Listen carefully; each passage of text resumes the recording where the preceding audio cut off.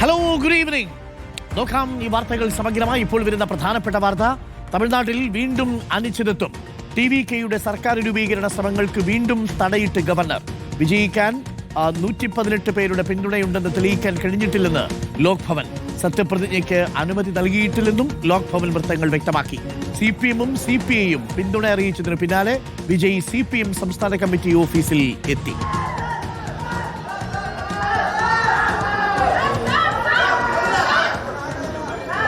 CPM സംസ്ഥാന committee ഓഫീസിൽ വിജയ് എത്തിയതിന്റെ ദൃശ്യങ്ങളാണ് പ്രേക്ഷകർ കാണുന്നത്. മന്ത്രിസഭയുടെ ഭാഗമാകില്ലെന്നാണ് ഇടത് പാർട്ടികളുടെ നിലപാട്. അധികാരത്തിൽ നിന്ന് BJP-യെ മാറ്റി നിർത്താനാണ് തീരുമാനമെന്നും ഇടതു പാർട്ടികൾ വ്യക്തമാക്കിയിട്ടുണ്ട്. ஆகவே கொல்லைப்புற வழியாக ஆட்சி நடத்த துடிக்கக்கூடிய பாரதிய ஜனதா கட்சியினுடைய இந்த நோக்கத்தை முறியடிக்க வேண்டும் என்கிற நோக்கத்தோடு தமிழக வெற்றிக் கழகம் ஆட்சி அமைப்பதற்கு இந்திய கம்யூனிஸ்ட் கட்சியும் மார்க்சிஸ்ட் கம்யூனிஸ்ட் கட்சியும் ஆதரவு அளிப்பது என்று நாங்கள் தீர்மானித்திருக்கிறோம். அதே நேரத்தில் அமைச்சரவையில் பங்கேற்க மாட்டோம், வெளியிலிருந்து ஆதரவு அளிப்பது என்றுதான் இரண்டு கட்சிகளும் நாங்கள் முடிவு செய்திருக்கிறோம். ஆகவே இன்னொரு தேர்தலை தவிர்ப்பதற்காகவும் ஆளுநர் ஆட்சி வருவதை தடுப்பதற்காகவும் இப்போது தாவேகாவுக்கு ஆதரவு என்பதை தவிர வேறொரு அரசியல் நிலைப்பாட்டை எடுக்க முடியாது என்பதை உணர்ந்து இரண்டு കക്ഷികളുടെ മാനില കുழுവും இந்த முடிவை எடுத்திருக்கிறது. ഭരിക്കുന്ന സർക്കാരിനെ നിയമസഭയിൽ പിന്തുണയ്ക്കുമെന്ന് മുസ്ലിം ലീഗും വ്യക്തമാക്കി. അഭിജിത്ത് മുഴക്കുന്ന മുസ്ലിം ലീഗ് കത്ത് തരാതിരുന്നതോടുകൂടിയാണോ നിലവിൽ ഒരു പ്രതിസന്ധി രൂപപ്പെട്ടത്? ഇപ്പോൾ 116 പേരുടെ പിന്തുണ മാത്രമേ ഉള്ളൂ എന്ന് ഗവർണർ ലോക്ഭവൻ വൃത്തങ്ങൾ പറയുന്നു. അങ്ങനെയാണെങ്കിൽ നാളെ നിശ്ചയിച്ചിരുന്ന സത്യപ്രതിജ്ഞാ ചടങ്ങ് നടക്കാനിടയില്ലേ? അരുൺ, ഓരോ മണിക്കൂറിലും മാറി മറിയുകയാണ് തമിഴക രാഷ്ട്രീയം. അല്പസമയം മുൻപ് വരെ വലിയ ആഹ്ലാദത്തിലായിരുന്നു TVK.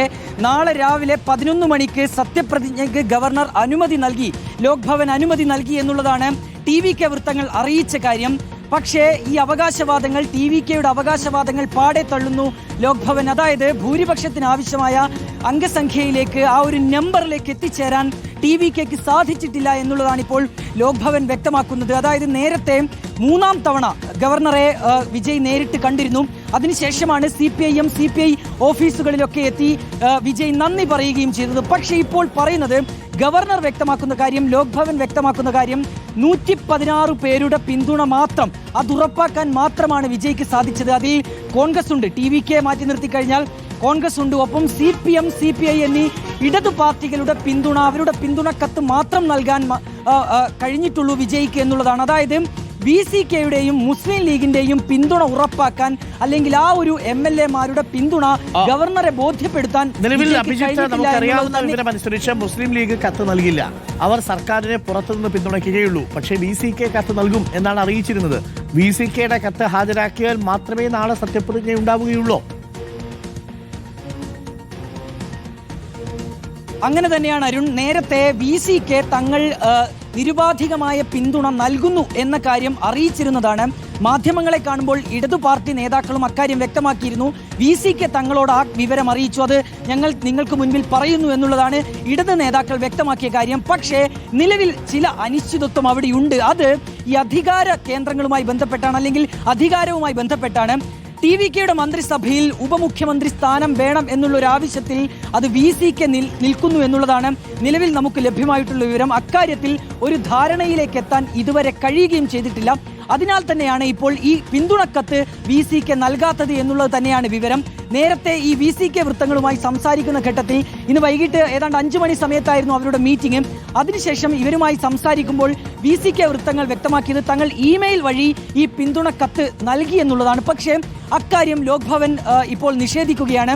അതായത് BCKയുടെയും മുസ്ലിം ലീഗിന്റെയും പിന്തുണക്കത്ത് ലഭിച്ചിട്ടില്ല. അതിൽ മുസ്ലിം ലീഗിന്റെ പിന്തുണയുമായി ബന്ധപ്പെട്ടും ചില ആശയക്കുഴപ്പങ്ങൾ നിലനിൽക്കുന്നുണ്ട്. ആദ്യഘട്ടത്തിൽ അവരൊരു വാർത്താക്കുറിപ്പ് പുറത്തിറക്കിയിരുന്നു. അതിൽ വ്യക്തമാക്കിയ കാര്യം, TVK സർക്കാർ ഉണ്ടാക്കാൻ നടത്തുന്ന ശ്രമങ്ങളെ തങ്ങൾ പിന്തുണയ്ക്കുമെന്നുള്ളതാണ്. അത് നിയമസഭയിൽ പിന്തുണയ്ക്കുമെന്നുള്ളതാണ്. നേരെ മറിച്ച് ഗവർണറുടെ അടുത്തേക്ക് ഒരു പിന്തുണ കത്ത് നൽകും എന്നുള്ള കാര്യം അത് മുസ്ലിം ലീഗും സമ്മതിക്കുന്നില്ല. മുസ്ലിം ലീഗ് ഒരു ഫേസ്ബുക്കിൽ അല്പസമയം മുൻപാണ് അവരുടെ ഒരു വാർത്താക്കുറിപ്പ് അല്ലെങ്കിൽ ആ രീതിയിലുള്ള ഒരു പ്രതികരണം മുസ്ലിം ലീഗിന്റെ ഭാഗത്തും ഉണ്ടായിട്ടുള്ളത്. ഏതായാലും നിലവിൽ ഇപ്പോൾ ചില നീക്കങ്ങൾ മറുഭാഗത്ത് പുരോഗമിക്കുന്നുണ്ട്. അതായത് നിലവിൽ VCK സംസ്ഥാന അധ്യക്ഷൻ MK സ്റ്റാലിനുമായി കൂടിക്കാഴ്ച നടത്തുന്നുണ്ട്. അപ്പോൾ MK സ്റ്റാലിന്റെ ഒരു ഇടപെടൽ കൂടി ഈ കാര്യങ്ങളുമായി ബന്ധപ്പെട്ട് നമ്മൾ കൂട്ടി വായിക്കേണ്ടതുണ്ട്. സ്റ്റാലിന്റെ ചില ചരട് വലികൾ കൂടി മറുഭാഗത്ത് നടക്കുന്നുണ്ടോ, ചില തന്ത്രങ്ങൾ കൂടി സ്റ്റാലിൻ മെനയുന്നുണ്ടോ എന്നുള്ളതാണ് നമ്മൾ കാത്തിരുന്ന് കാണേണ്ട കാര്യം. ഏതായാലും ഇതിൽ CPM-ഉം CPI-യും ഒപ്പം തന്നെ VCK-യും ഒക്കെ ഇങ്ങനെ ഒരു പിന്തുണയിലേക്ക് എത്തിയത് MK സ്റ്റാലിനുമായി കഴിഞ്ഞ ദിവസം കൂടിക്കാഴ്ച നടത്തിയതിന് ശേഷമാണ്. അല്ലാതെ കോൺഗ്രസ് ചെയ്തതുപോലെ നേരിട്ട് ഈ ഒരു TVK-യുടെ അഭ്യർത്ഥന പ്രകാരം നേരിട്ട് പോയി പിന്തുണ നൽകുകയായിരുന്നില്ല ഈ ഇടതു പാർട്ടികളൊന്നും ചെയ്തത്. അതിനാൽ തന്നെ അവസാന നിമിഷവും ഒരു ട്വിസ്റ്റ് ഉണ്ടാകുന്നു തമിഴ്നാട് രാഷ്ട്രീയത്തിൽ. പക്ഷേ ഇതൊക്കെ പ്രശ്നങ്ങളൊക്കെ പരിഹരിക്കുമെന്നുള്ളത് തന്നെയാണ് TVK പറയുന്നത്. 10 മണി 10:30-ക്കുള്ളിൽ എല്ലാ പ്രശ്നങ്ങളും പരിഹരിച്ച് തങ്ങൾ ഈ രീതിയിൽ സർക്കാരുണ്ടാക്കുന്നതുമായി ബന്ധപ്പെട്ട നടപടിക്രമങ്ങളിലേക്ക് നീങ്ങുമെന്നുള്ളത് തന്നെയാണ്. അങ്ങനെ ഒരു ശുഭാപ്തി വിശ്വാസത്തിൽ തന്നെയാണ് ഇപ്പോഴും TVK വൃത്തങ്ങൾ ഉള്ളത്. ഓക്കെ, പ്രിയപ്പെട്ട പ്രേക്ഷകരെ, TVK-ക്ക് നിലവിൽ ട്രിച്ചി മണ്ഡലം ഒഴിഞ്ഞതോടുകൂടി 107 MLA-മാരുടെ പിന്തുണയാണ്. 5 പേർ കോൺഗ്രസിൽ നിന്ന് 112, 2 CPM 114, 2 CPI 116. ഇനി VCK-യുടെ 2 അംഗങ്ങൾ കൂടി ഉണ്ടെങ്കിൽ കേവലം ഭൂരിപക്ഷമാകും. പക്ഷേ VCK ഇപ്പോൾ ഉപമുഖ്യമന്ത്രി പദം ആവശ്യപ്പെട്ടു.